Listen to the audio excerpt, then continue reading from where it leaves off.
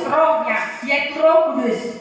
Nah, di dalam firman Tuhan yang kita baca hari ini di dalam Kisah Para Rasul 1 ayat 8, tetapi kamu akan menerima kuasa kalau Roh Kudus turun ke atas kamu, dan kamu akan menjadi saksiku di Yerusalem dan seluruh Yudea dan Samaria dan sampai ke ujung bumi.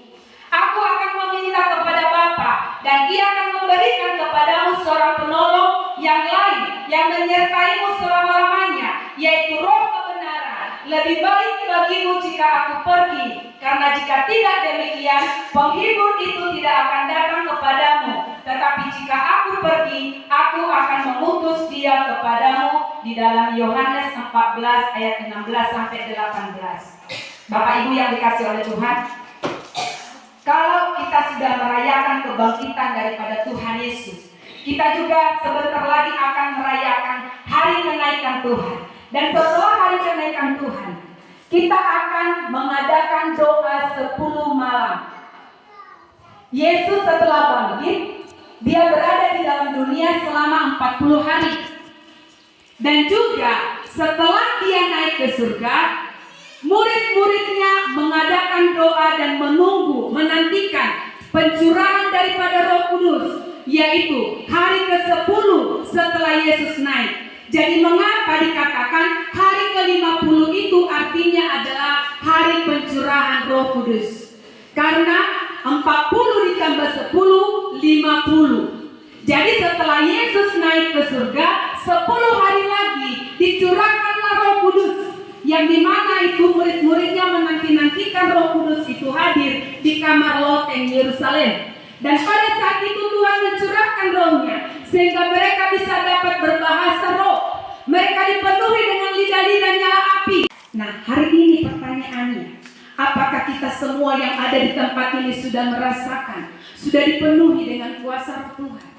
Bagaimana caranya untuk kita bisa dapat dipenuhi dengan kuasa Roh Kudus? Mengapa orang bisa jadi jauh dari Tuhan atau merasakan kelemahan? Apa yang menyebabkan sehingga seseorang mengalami kekeringan di dalam kerohaniannya, sehingga dia merasakan kelemahan di dalam kerohaniannya? Apa yang menyebabkan? Karena Roh Allah itu jauh dari kehidupannya. Bagaimana kita bisa dapat untuk tetap dipenuhi dengan kuasa Tuhan? Bagaimana kita dapat untuk tetap kita diisi dengan Roh Kudus? Kita harus membangunnya dengan cara berdoa.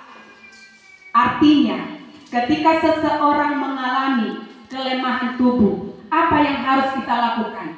Bukannya kita istilahnya pergi untuk ke dokter, ya kalau kelemahan tubuh, kelemahan daging, tetapi kita harus mencasnya dengan doa. Sama halnya dengan HP seseorang. Kalau HP-nya orang mati, lowbat, apa yang dia lakukan? Dicas. Supaya apa? Diisi baterainya. Diisi baterainya dan bisa hidup kembali. Demikian dengan tubuh kita ini. Kita terdiri dari tubuh, jiwa, dan roh. Tetapi tubuh kita ini dikatakan lemah. Roh kita memang penurut. Daging kita ini lemah. Jadi apa yang harus kita lakukan untuk mencas supaya seimbang roh kita, tubuh kita, dan jiwa kita? Harus kita lakukan dengan cara berdoa agar ada apinya. Jadi api itu menggambarkan kuasa Tuhan dalam kehidupan kita.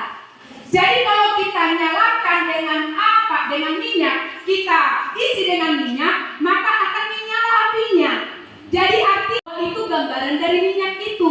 Jadi kalau tidak ada minyak, bagaimana menyala rohnya kita? Bagaimana ada apinya? Jadi api itu menggambarkan kuasa yang kita miliki. Amin. Jadi makanya dibilang, biarlah rohmu menyala-nyala dan layanilah Tuhan. Biarlah rohmu menyala-nyala. Bagaimana roh ini menyala kalau minyaknya tidak ada? Jadi supaya rohnya itu menyala seperti api itu yang menyebabkan ada apinya, maka harus diisi dengan minyak. Harus ada minyaknya. Jadi kita ini setiap minggu ke dalam gereja, pergi ke gereja itu untuk mengisi, tetapi tidak cukup setiap minggu. Harus diisi setiap hari. Karena setiap hari kita pasti mengalami yang namanya persoalan. Kita akan menghadapi masalah, menghadapi setiap rintangan. Jadi untuk kita